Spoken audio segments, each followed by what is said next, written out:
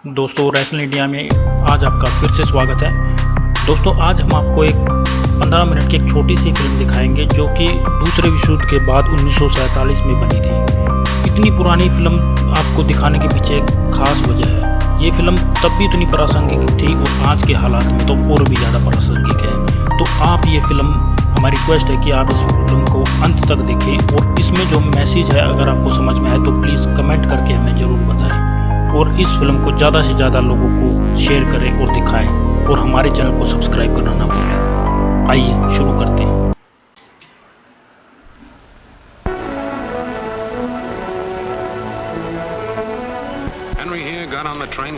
Henry train पर चढ़ा था $200 लेके। उसे अजनबियों के साथ ताश की पारी खेलने में कोई बुराई नजर नहीं आई। और जिम कॉलिंस की बात करते हैं। जिम कॉलिंस एक बार में गए और वहां पर किसी से मिले, वो उनके साथ चल पड़े।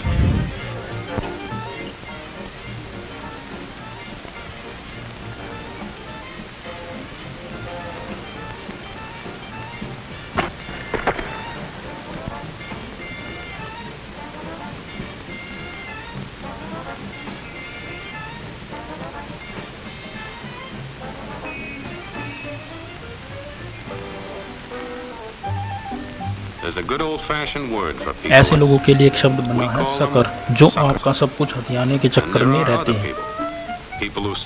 अलग अलग तरह के सकर हैं और उन्हें अलग अलग तरह के खेल बनाते हैं आपको लूटने के लिए।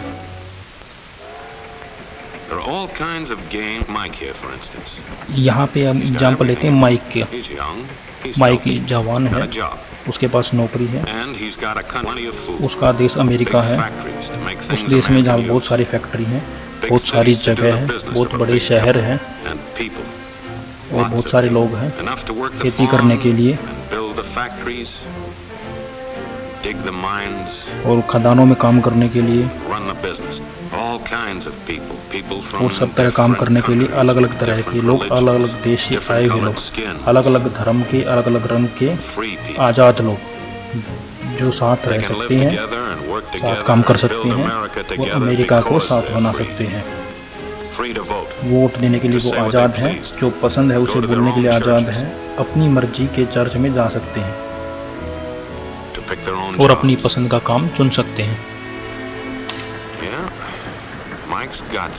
माइक को कुछ मिला है जो अमेरिका में मिला है, लेकिन कोई है जो रातों को जागता है उसको ये सब छीनने के लिए। दोस्तों, मैं आपको कुछ बताना चाहता हूँ। मैं बहुत सारे सवालों का जवाब देना चाहता हूँ। मैं एक पॉलिटिशियन नहीं हूँ, मैं एक साधारण अमेरिकन हूँ और ऐसी अमेरिका में बहुत सारी चीज़ें होती हैं जिससे को देख कर मेरा खून खोलता है। मैं देखता हूँ कि हमसी लोग जो है हमारी नौकरी लेते हैं, जो तुम्हारी और हमारी है। मैं आपसे पूछता हूँ, क्या हम ऐसा होने दे सकते हैं? मैं इस तरह की बातें पहले भी सुन चुका हूँ, लेकिन आशा नहीं थी कि अमेरिका में भी ये बातें सुनने को मिलेंगी।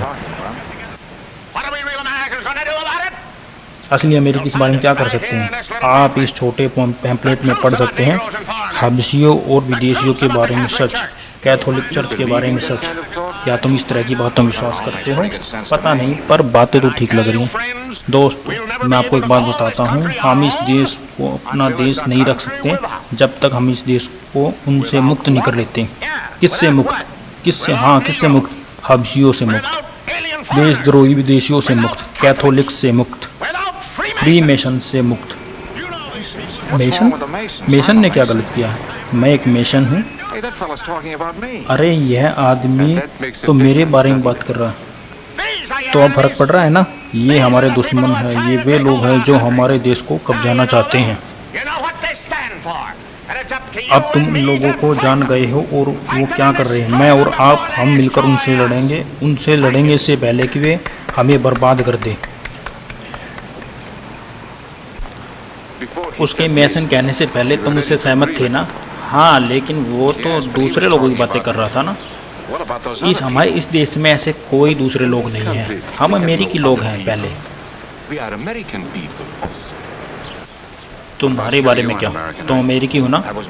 मैं हंगरी में पैदा हुआ था, लेकिन अब मैं अमेरिकी नागरिक हूँ और मैंने देखा है इस तरह की बातें क्या कर सकती हैं बर्लिन में। तुम वहाँ क्या कर रहे थे? मैं वहाँ यूनिवर्सिटी में प्रोफेसर था और मैंने बिल्कुल इसी तरह की बातें सुनी है जैसे आज यहाँ पे सुनी, लेकिन तब मैं एक मूर्ख था। मुझे लगा नाजी लोग पागल हैं, मन चले हैं, लेकिन दुर्भाग्य से ऐसा नहीं था। तुम देखो, उन्हें पता है कि जब तक देश में एकता रहेगी वो लोग नहीं जीत पाएंगे, इसलिए उन्होंने जर्मनी को अलग अलग ग्रुप्स में बांट दिया। उन्होंने लोगों की पूर्व धारणा प्रेजुडिस को हथियार के रूप में इस्तेमाल किया। ऑफ कोर्स ऐसा करना आसान नहीं था, लेकिन उन्होंने बहुत मेहनत करके ऐसा किया। तुम देखो, हम मनुष्य पूर्व धारणा लेकर पैदा नहीं होते, हमेशा वो हमारे लिए बनाई जाती हैं। जिसको कुछ चाहिए होता है वो बनाता है। याद रखो, इस तरह की बातें से किसी न किसी को कुछ मिलता है, लेकिन तुम्हें कुछ नहीं मिलता। यह कोई क्लासरूम थ्योरी नहीं है, मैंने असलियत में ऐसा होते हुए देखा है। मैंने ऐसा पहली बार बर्लिन में 1932 में देखा था। 5 जवान लोग जिनको मैं जानता था वो भीड़ में खड़े होकर नाजी स्पीकर को सुन रहे थे। एरिक एक कैथोलिक था, एंटन जो कि मेरा एक स्टूडेंट था वो यहूदी था, हेनरिच जो कि एक छोटे हार्डवेयर दुकान का मालिक था, कार्ल एक किसान था, हंट्स एक बेरोजगार धातु कर्मी था। शुद्ध आर्यन जर्मन को मैं ये कहना चाहता हूँ कि आप इस देश के वंशज हैं। इस देश पर केवल आपका हक है, केवल आप ही जर्मनी के विकास पर आपका हक है। नाजी पार्टी किसान को जमीन, मजदूर को काम, छोटे बिजनेसमैन को मुनाफा देंगे। लेकिन अभी यह सब किसको मिल रहा है? यहूदियों को, ज्यू को। यहूदियों ने चुराया है हमारी राष्ट्रीय संपत्ति को, जिस पे हमारा अधिकार है। कौन है वे जो सारा पैसा ले जाते हैं, हमारी नौकरियां ले जाते हैं? यहूदियों को किनारे लगाना चाहिए, धमकाना चाहिए, उनका बहिष्कार करना चाहिए, उनको खत्म कर देना चाहिए। और जो कैथोलिक्स, हम नहीं चाहते कि हमारे देश पे कोई गिरा हुआ चर्च हमारे देश को चलाए। हम जर्मन लोगों का इनसे कोई वास्ता नहीं है, और जो समय आएगा तो इनका खात्मा कर देना चाहिए। और जो फ्री मैसन्स हैं उनका जर्मनी में कोई जगह नहीं है। यहाँ पे किसी तरह की सीक्रेट सोसाइटी कोई जगह नहीं है। यहाँ पर केवल एक ही सोसाइटी होगी और वो है नाजी पार्टी। इस बारे में कोई सीक्रेसी नहीं है। और इस तरह एक एक करके उन्होंने सभी माइनॉरिटी पर हमला किया और उनको एक दूसरे से अलग कर दिया। ये सारे लोग जो साथी जर्मन बन के आए थे सुनने, लेकिन अब वो सब विरोधी खेमे के सदस्य हो गए जो एक दूसरे पर शक कर रहे थे, नफरत कर रहे थे, और वो सारे के सारे बेवकूफ़ बनाए गए थे। लेकिन जो आदमी सबसे ज़्यादा बेवकूफ़ बनाया गया था वो था हंट्स। नाजी परिभाषा के अनुसार वो एक शुद्ध जर्मन था। उसके लिए उन्होंने सब कुछ वादा किया और वो उनका शिकार बन गया। इस प्रकार से हंट्स एक सुपरमैन बन चुका था। उन्होंने उसको एक वर्दी दी और उसके ईगो स्वाभिमान को हवा दी। अब वह केवल एक बेरोजगार नहीं था, वह अब एक सर्वश्रेष्ठ नस्ल का सदस्य बन चुका था। हंट्स और हजारों उसके जैसे सभी सकर गेम खेल रहे थे। वो दूसरों की आज़ादी से खेल रहे थे और आखिरकार उन्होंने अपनी आज़ादी गंवा दी। और नेशन ऑफ सकर, राष्ट्र दरिंदों का एक राष्ट्र बन गया। हिटलर को ऐसे लोगों की जरूरत थी। अब बहुत सा काम शुरू किया जाना था। 3 यूनियनों को मिटाना था, क्योंकि यूनियन संगठित थी और वो विरोध कर सकती थी। जर्मनी में बहुत सारी पॉलिटिकल पार्टी थी। नाजियों ने उनको नष्ट कर दिया। वो दृढ़ थे कि ऐसा कोई भी संस्था जो उनका विरोध कर सकते उसको नष्ट कर देंगे। यहूदियों को पीटा जाना था, मारा जाना था। यहूदी शक्तिशाली नहीं थे, लेकिन वो एक अच्छा बहाना था जर्मन की सभी परेशानियों के लिए। इसके लिए नाजी पार्टी पर उनकी संपत्ति पर कब्जा करना था। सैकड़ों कैथोलिक्स को जेल में डाला गया, क्योंकि कैथोलिक चर्च नाजी पार्टी का विरोध कर सकती थी सत्ता हथियाने में। उन्होंने पूरे देश को 100 टुकड़ों में बांट दिया और एक एक करके सभी टुकड़ों को नष्ट कर दिया। और इन टुकड़ों पर नाजी पार्टी सत्ता हथियाने में कामयाब हो गई। एक पार्टी, एक राष्ट्र और एक धर्म। अब इन लोगों ने सत्ता हथिया ली थी और अब ये पूरे देश पर राज करने लगे थे। लेकिन फिर भी उनको अपना एक सबसे बड़ा दुश्मन नजर आता था। वो दुश्मन था सच। उन्होंने पाया कि सच आसानी से नहीं मरता, इसलिए उन्होंने फैसला किया कि सच को ही मिटा देंगे। सच का एक मुख्य स्रोत था साहित्य, इसलिए उन्होंने किताबें जला दी, 2 करोड़ किताबें। बहुत सारे महान जर्मन जो सच के साथ खड़े थे उनको जेल में डाल दिया गया या देश से निकाल दिया गया। अध्यापक, लेखक, वैज्ञानिक, शिक्षा का बहिष्कार किया गया। 5 सालों में ही कॉलेजों में अटेंडेंस 53% गिर गई। ब्रिटिश रेडियो प्रोग्राम को सुनने पाबंदी लगा दी गई और इसी तरह अमेरिकी अखबार को पढ़ने पर भी पाबंदी लगा दी गई। आपको नाजी जर्मनी में सूचना सिर्फ डॉक्टर गर्डल से मिलती थी। उनको पता था कि आपके लिए कौन सी सूचना सही है, लेकिन चर्च अभी भी लोगों को सच बताने की हिम्मत कर रहा था। इस कैथोलिक प्रीस्ट को अगले ही दिन गिरफ्तार कर लिया गया बेशर्मी का आरोप लगाकर। कुछ प्रोटेस्टेंट चर्च भी सच के लिए खड़े हुए, लेकिन उनको कंसंट्रेशन कैंप में भेज दिया गया। और भी कुछ थे जो सच के लिए लड़े। मुझे गर्व है यह बताने में कि शिक्षक उनमें से एक थे। और क्या मैं पूछ सकता हूँ कि एक चीज के बारे में जिसके बारे में मुझे नहीं पता। आओ देखते हैं। अथॉरिटीज का कहना है इस बारे में, वो कहते हैं वह लंबा है,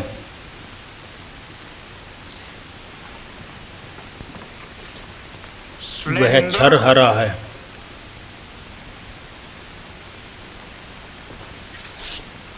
नीली आंखों वाला है और ब्लोंड है। ऐसी कोई आर्यन नस्ल नहीं है और ज्यादा जरूरी बात, ऐसी कोई सर्वश्रेष्ठ नस्ल नहीं है। लेकिन ऐसे लोग हैं जिनको ये विचार फायदेमंद लगते हैं, लेकिन विज्ञान इसको नहीं मानता। इसका कोई वैज्ञानिक आधार नहीं है कि एक आदमी की नस्लीय विशेषताओं और उसकी योग्यता में कोई संबंध है।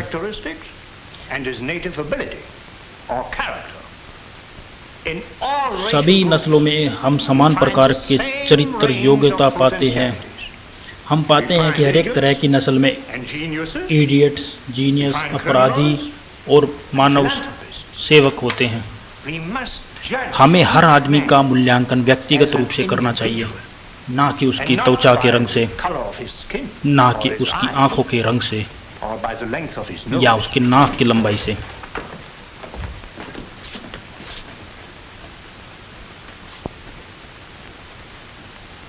जेंटलमैन, अंदर आ जाइए आराम से।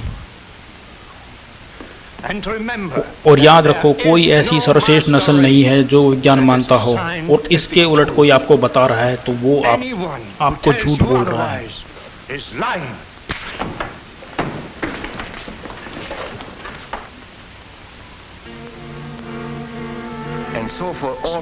और इस तरह से हर जगह से सच को मिटा दिया गया। समझदार जर्मन सोच रहे थे कि उनके साथ क्या हुआ, यह सब कैसे हो गया, यह सब कहाँ से शुरू हुआ। यह सब शुरू हुआ यहाँ से, और यहाँ पे इसको रोका जा सकता था। और वो लोग एक साथ खड़े हुए तो एक दूसरे को बचाते तो नाजी खतरे को रोक सकते थे। इकट्ठे होते तो मजबूत होते, लेकिन उन्होंने अपने आप को बटने दे दिया तो वो असहाय हो गए। जब सबसे पहले माइनॉरिटी ने अपनी आज़ादी खोई तो सबने अपनी आज़ादी खो दी। उन्होंने दूसरे लोगों की आज़ादी पर जो दांव लगाया वो उनसे सबसे बड़ी गलती हुई। कार्ल जो कि किसान था, अच्छे भविष्य के लिए दांव लगा रहा था, उसके लिए मिला कमर तोड़ मेहनत करने की सजा। सप्ताह में 100 घंटों का काम। उसे मजबूर किया गया कि वो अपनी जमीन पर काम करे, और उसे बताया गया उसे क्या पैदा करना है, क्योंकि हिटलर को युद्ध की तैयारी करनी थी। हाइनरिच जो कि दुकान का मालिक था, उसको भी कुछ नहीं मिला। 2 साल में ही 1,04,000 छोटे व्यवसाय बंद हो गए, और हांट्स के लिए भी हालात नहीं सुधरे थे।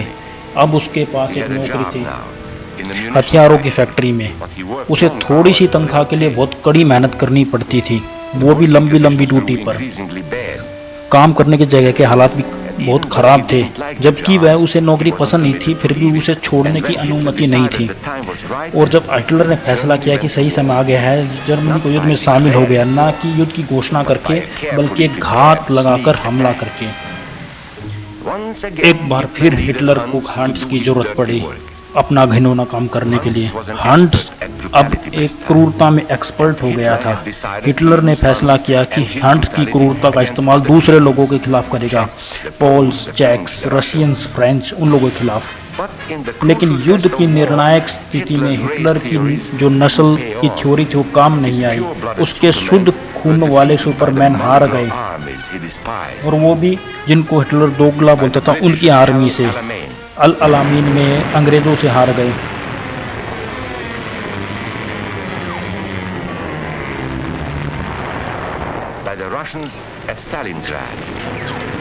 स्टालिनग्राड में रूसियों से हार गए। और डी डे के दिन अमेरिकी सैनिक, हर रंग नस्ल के जिसमें सैनिक शामिल थे, नॉर्मंडी से होते हुए जर्मनी के बीचों बीच घुस गए। गुमराह जर्मन जो कि नाजी पार्टी के प्रोपेगेंडा शिकार हो गए थे, उनको भी कोई फायदा नहीं मिला। पूरे यूरोप महाद्वीप पर जगह जगह जर्मन लाशें पड़ी थी और उनसे बह रहा था शुद्ध आर्यन खून। कार्ल जो किसान था, मॉस्को के बाहर बर्फ में पड़ा था। हाइनरिच इटली में सैलर्नो नाम की जगह पर पड़ा था। हंट्स जो कि पूरी दुनिया पर राज करने वाला था, नॉर्मंडी के छोटे से जमीन के टुकड़े को अब अपना कह सकता था। हमें अपने साथ कभी ऐसा नहीं होने देना, न ही अपने देश के साथ। हमें कभी अपने आप को नस्ल, रंग, धर्म के आधार पर नहीं बंटने देना, क्योंकि इस देश में हम सभी अल्पसंख्यक हैं। मैं हंगरी में पैदा हुआ, तुम एक नेशन हो, ये सभी अल्पसंख्यक हैं। तुम दूसरे अल्पसंख्यक वर्गों से भी जुड़े हो, तुम एक किसान हो, तुम एक मेथोडिस्ट चर्च में जाते हो। तुम्हारे अल्पसंख्यक होने की एक बेशकीमती हक है, तुम्हारा अधिकार है। तुम बने रहो जो तुम हो, तुम जो सोचते हो वो कहने का अधिकार है, क्योंकि यहाँ पर व्यक्तिगत आज़ादी है, स्वतंत्रता है। ये सब किताबी बातें नहीं, ये आम जीवन की बातें हैं। लेकिन हमें काम करना होगा, हमें हर एक आदमी की आज़ादी की रक्षा करनी होगी, ताकि हम अपनी आज़ादी को ना गवा बैठे। अगर हम किसी अल्पसंख्यक पर अत्याचार होने देते हैं पूर्वाग्रह की वजह से, तो हम अपनी आज़ादी को खतरे में डाल रहे हैं। यह कोई महान विचार नहीं है, यह एक समझदार दिमाग की कॉमन सेंस की बात है। अमेरिका में हम यह सवाल नहीं कि हम अल्पसंख्यकों को बर्दाश्त करें, बल्कि अमेरिका एक अल्पसंख्यक है, इसका मतलब मैं भी और तुम भी।